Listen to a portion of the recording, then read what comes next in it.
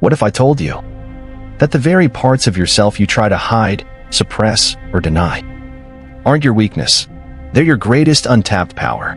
What if your insecurities, your guilt, your rage, your fear were not enemies to conquer, but messengers trying to lead you back to who you really are? Because here's a truth most people never hear. The shadow isn't your curse. It's your calling. Every single one of us has a shadow self. It's the part of you you've disowned. The thoughts you shouldn't think. The feelings you shouldn't feel.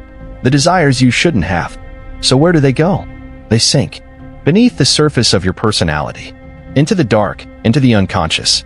And that's where the shadow is born. But let's be clear, the shadow isn't evil. It's exiled. It's the part of you that once said, "This is me." And the world replied, "That's not okay." You want to find your shadow? You don't need a therapist or a philosophy degree. Just notice what triggers you. Jealousy, anger, shame, the things that make you react instead of respond. That's your shadow speaking. When you judge someone harshly, it's often the reflection of a part you've repressed.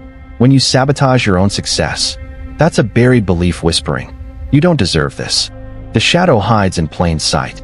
And if you ignore it, it doesn't go away. It controls you from the dark. Most people live their lives rejecting half of who they are. They chase perfection and end up empty. Because how can you be whole if you deny your own depth? Here's the truth. What you suppress, you become a slave to. But what you face, you begin to free. Shadow work isn't about fixing yourself. It's about meeting the parts you've forgotten. The wounded child, the angry protector, the jealous twin, the fearful voice that just wants to be heard. You sit with them. You listen, not to indulge, but to understand. Because when you integrate your shadow, you don't become darker. You become deeper. Think about it.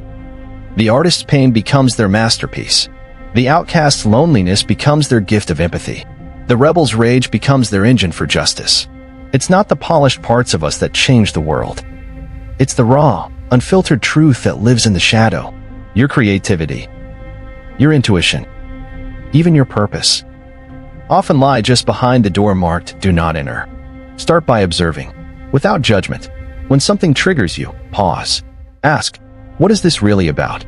What part of me feels unseen? What am I trying to protect myself from? Then listen, write, reflect, speak to yourself with radical honesty. Because when you name the shadow, you reclaim the power it holds. It's not always pretty. Sometimes it hurts. You'll uncover things you thought you buried forever. But here's the paradox. The moment you face the monster under the bed, you realize it was just a younger you, crying in the dark. All it ever wanted was for you to see it, to hold it, to bring it home. Carl Jung once said, "One does not become enlightened by imagining figures of light, but by making the darkness conscious." That is the path, not light versus dark, but light through dark, not perfection, but wholeness. Because your soul doesn't want you to be good, it wants you to be true. And truth includes your light and your shadow. So the next time you feel fear rising, or shame tightening around your chest, don't run from it. Sit with it.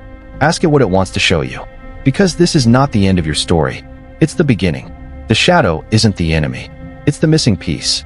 And the moment you turn toward it, you begin to walk the path back to yourself.